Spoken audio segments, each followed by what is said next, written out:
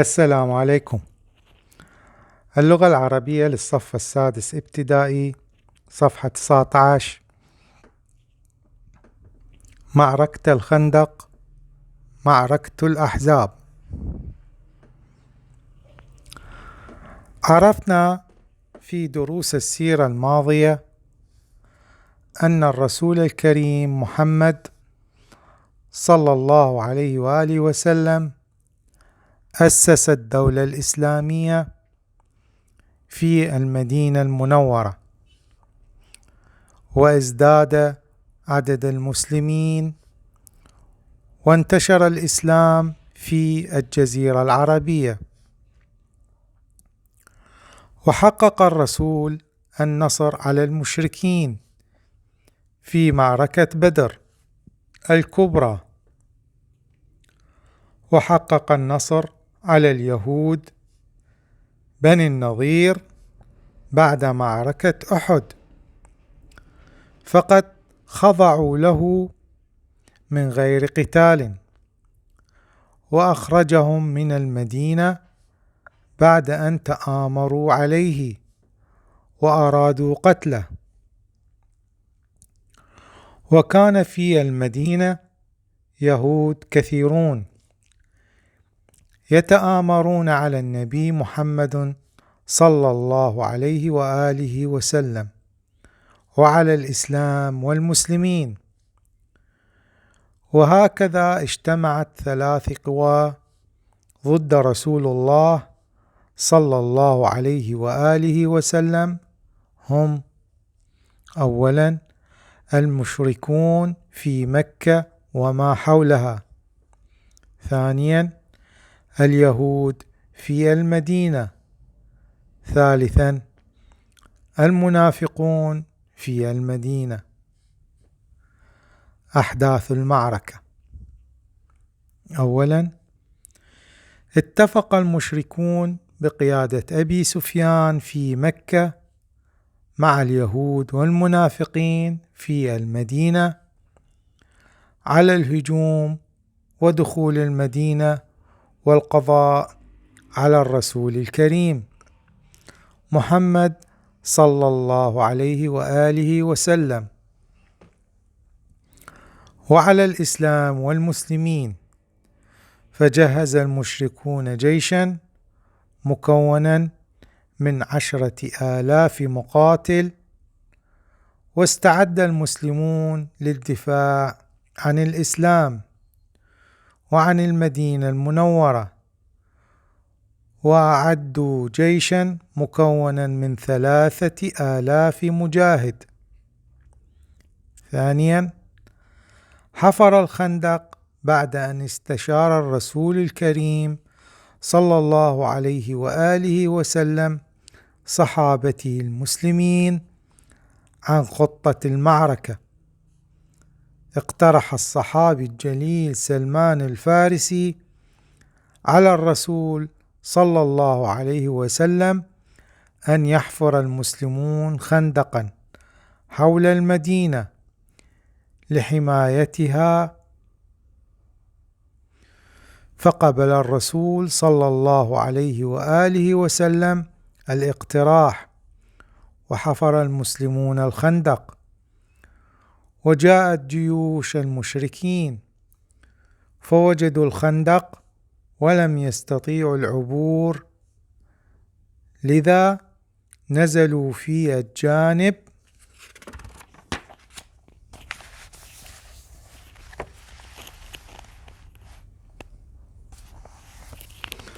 المقابل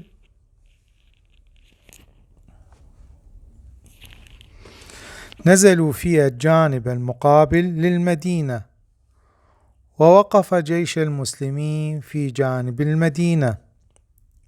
ثالثا، وبعد أيام عدة استطاع أحد فرسانهم وهو عمرو بن عبد ود العامري عبور الخندق من مكان ضيق ومعه بعض المشركين، وكان شديد الكفر والعداء للإسلام وقويا تهابه الفرسان،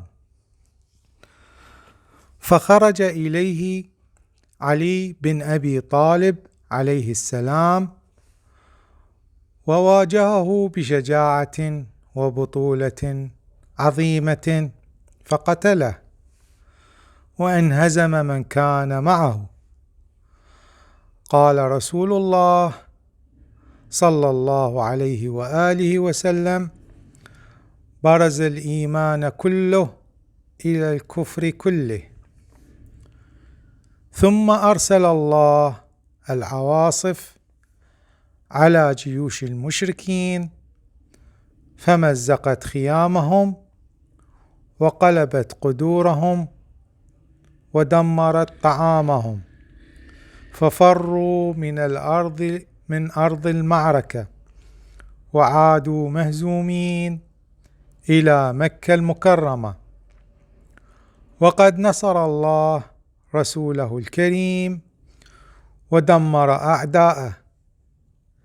إن هذه المعركة تعلمنا أن أعداء الله كلما تآمروا واجتمعوا على محاربة الإسلام أسقط الله مؤامراتهم ونصر الحق عليهم. المناقشة. أول سؤال في المناقشة: اجتمعت 3 قوى ضد المسلمين، ما هي وعلى أي شيء اتفقت؟ الجواب: اجتمعت 3 قوى هي المشركون في مكة وما حولها، اليهود في المدينة، المنافقون في المدينة. إذن هذا جواب سؤال الأول في المناقشة. شاهد السؤال الثاني: كم كان عدد المسلمين المشاركين في معركة الخندق، وكم مقاتلا مشركا شارك في هذه المعركة؟ الجواب: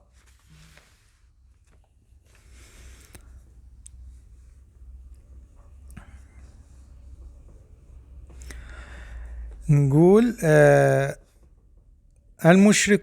فجهز المشركون جيشا مكونا من 10,000 مقاتل، واستعد المسلمون للدفاع عن الإسلام وعن المدينة المنورة، وأعدوا جيشا مكونا من 3,000 مجاهد. إذن هذا جواب السؤال الثاني في المناقشة.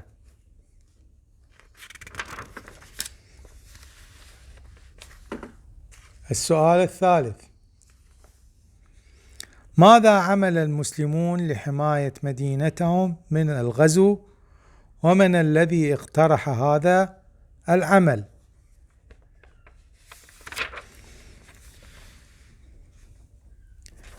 هذا جواب السؤال الثالث.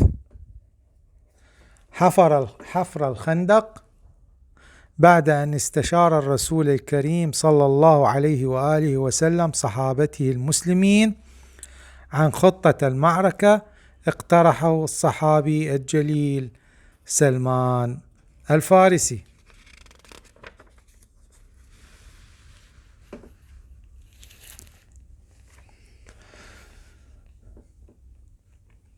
السؤال الرابع: من الذي استطاع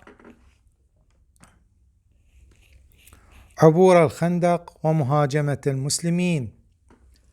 الجواب: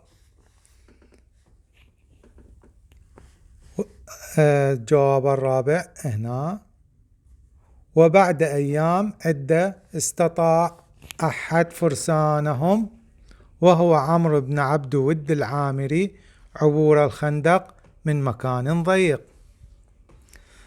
السؤال الخامس: من الفرسان المسلمين الذين تقدم لقتل من عبر الخندق؟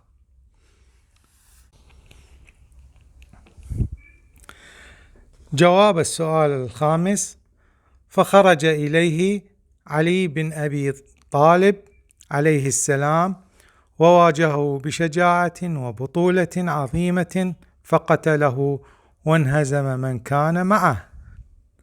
السؤال السادس: ماذا قال النبي صلى الله عليه وآله وسلم عن ذلك؟ هنا جواب السؤال السادس: فقال رسول الله صلى الله عليه وآله وسلم: برز الإيمان كله إلى الكفر كله. السؤال السابع: